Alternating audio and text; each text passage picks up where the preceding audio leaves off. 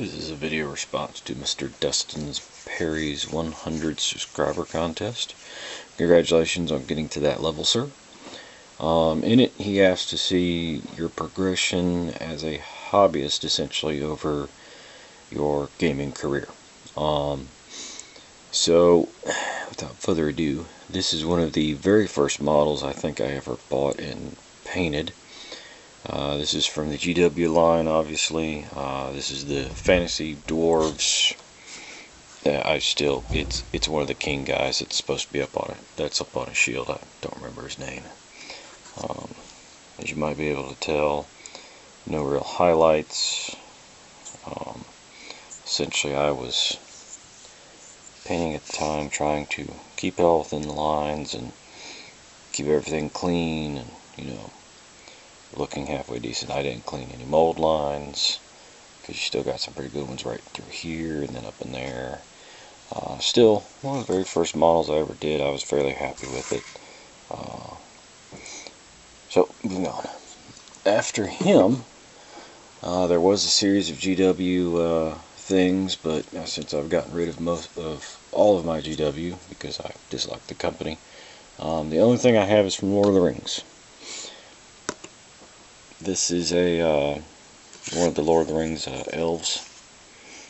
I was attempting to do their gold armor, chainmail, and that sort of stuff, and I didn't do a really good cleanup job on the mold lines. I don't even finish this model. But I had moved on to using some decent metallics and trying to get the chainmail to show properly. After that, I started into privateer press models. I like the models, they're good models. This is Commandant Irsk. He's one of the earlier warcasters I painted. He's one that's on the redo list. I have to soak him in chemicals to get him stripped back down so that he can match the rest of the army, because this is my Christmas painting phase where I actually tried to paint Khador to look all Christmassy. It should show up in the camera here. Let me give you a little bit better shot here. You can see where I put the barrel of his gun to be all green, and then red for the armor. His hat, which, obviously because I didn't seal him, he's gotten some paint that's worn off. Used this blue and the gold and, some more red, and it just did not. Knowing what I know now, it doesn't look that good, but when I first did it, I thought it looked halfway decent. I mean, it had paint on the model, and it looked like it was doing what it was supposed to do. So after him, the other model I had painted earlier in the career was a Iron Fang pikeman.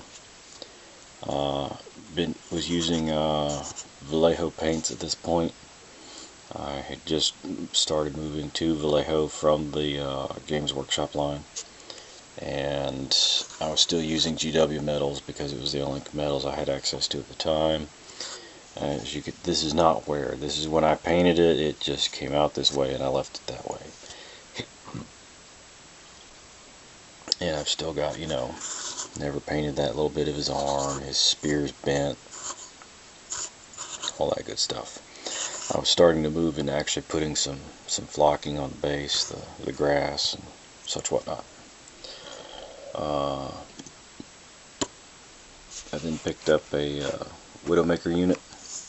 Now, I was fairly pleased with how these guys had turned out. I got the reds in, some leathers. They had a little bit of a dirty feel to them, but I figured snipers out in the wood line, they're probably going to stay that way. Painted them green, other than their red, excuse me, other than their red coats, which I'm probably going to change these models as well. Alright, moving on. I then started painting a Warjack. It was the biggest model I'd ever attempted to paint. It's just got a lot of surface area. This is one of the Mark I Jacks. And it just had a lot of surface area. It had details in it that I never bothered to pick out, like the hoses right here. The grill, you could put some glow effects in here to make it look like the furnace was actually burning.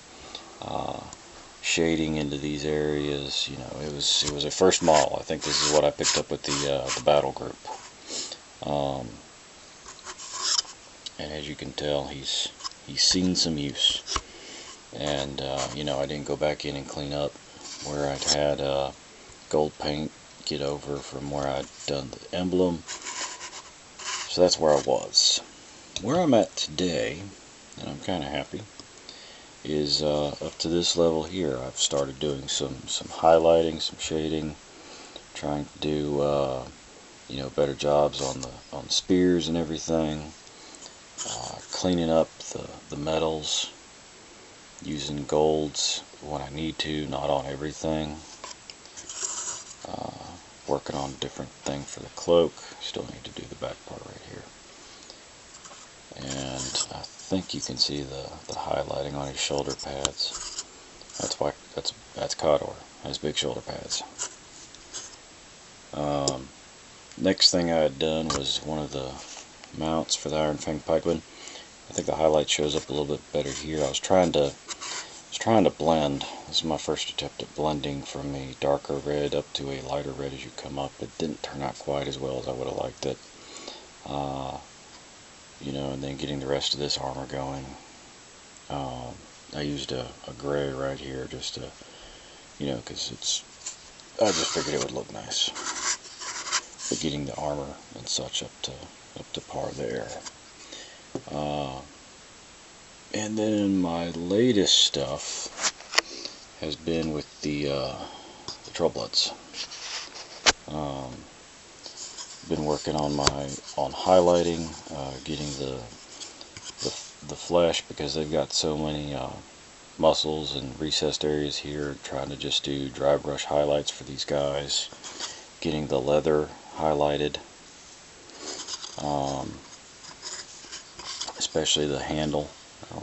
I don't know if it's going to show up or not, but you know, just doing the highlighting so that you can see that there is sort of an aged look to leather. And everybody knows that aged look whenever you use a piece of leather over and over again. The edges of it wear and crack a little bit.